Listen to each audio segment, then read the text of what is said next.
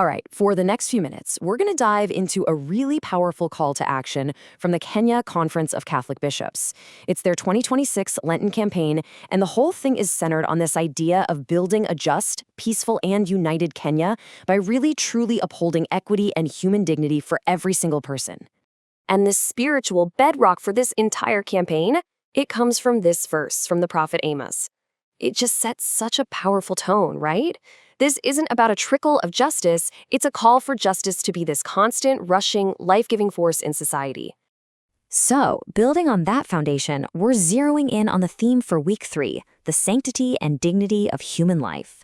And just so you know, all the material we're covering comes straight from the booklet put together by the Catholic Justice and Peace Department. Now, the campaign uses this really simple but incredibly effective framework: see, judge, reflect, and act. So we're kicking things off with the first step, to see. This is all about looking at a real human story to get a handle on what's actually happening on the ground. And this story is about an impossible choice. So meet the Siddiqui family. They're at the very heart of this week's reflection. Mr. Siddiqui lost his job at the factory, and his wife's pay as a waitress just isn't cutting it. I mean, they are on the brink, with all this pressure mounting and a future that looks incredibly grim. And this is where the story takes a really dark and disturbing turn. Their community, it's haunted by this dark secret. There's a black market trade in human body parts, a hidden network that specifically targets and preys on people who are at their most desperate. This right here, this is the moment everything pivots. A well-dressed but very suspicious man approaches Mrs. Siddiqui with this cryptic note. It's dangled like a lifeline, but you can just feel that something is deeply wrong. But you know, when you're facing eviction, when your family is starving, desperation has a way of blurring your judgment. And here it is, the horrific twist. The deal isn't for a loan. It's not for a job. The price for their survival is literally a piece of their own humanity. They're being drawn into a system where their bodies become just another commodity. And that line between surviving and losing everything, it's just razor thin. Okay, so after seeing their story, we move to the second part of the framework. We're asked to judge. Now, this isn't about condemnation. It's about critical analysis. It's about connecting this one family's personal tragedy to a much, much bigger national crisis. And this is such a critical connection the campaign makes. The Siddiqui family, this isn't just some fictional account to make us feel bad. Their story is a mirror, and it's reflecting the very real economic desperation that so many families across Kenya are facing. Their vulnerability is a widespread reality. And if you think the story is an exaggeration, the campaign documents the real-world patterns that prove it's not. We're talking about actual abductions and forced disappearances, extrajudicial killings, the grim reality of a black market organ trade, the tragedy of unsafe abortions, and the horror of brutal femicides.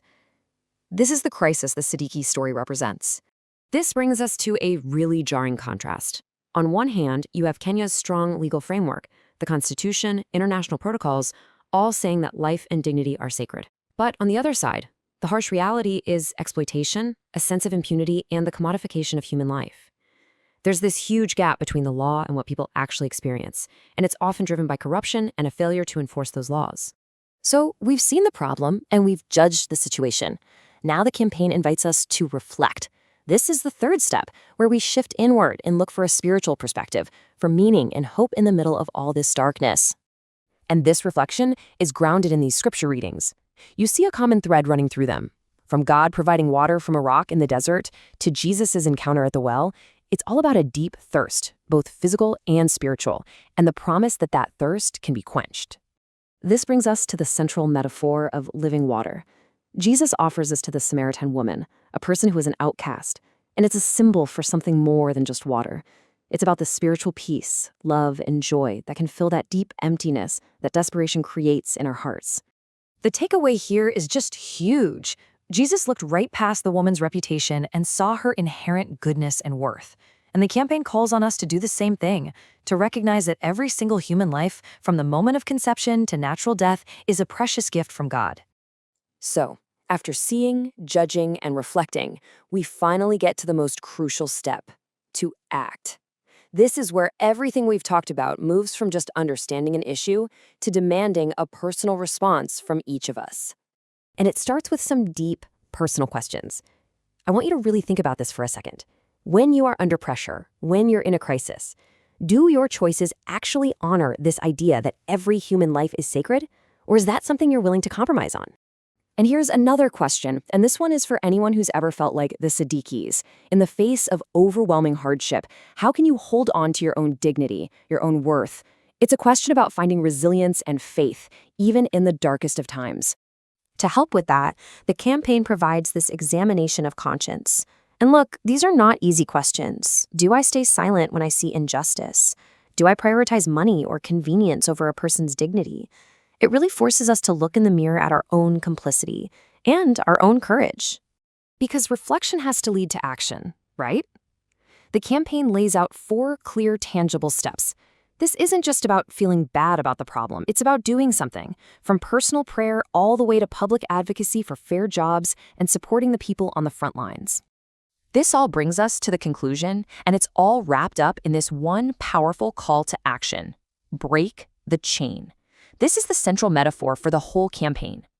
So what's the biggest link in that chain we're trying to break? Well, a quote from Pope Francis during his visit to Kenya back in 2015 really nails it. Corruption is a path to death. It's the system that allows people like the Siddiquis to be exploited. It's what creates the desperation that fuels this trade in human life. And so, we end right here. It's not a statement, it's a direct and personal challenge to you. When you look at this chain of poverty, exploitation, and silence that devalues human life, the final question this all leaves us with is a profound one. What link in that chain will you break?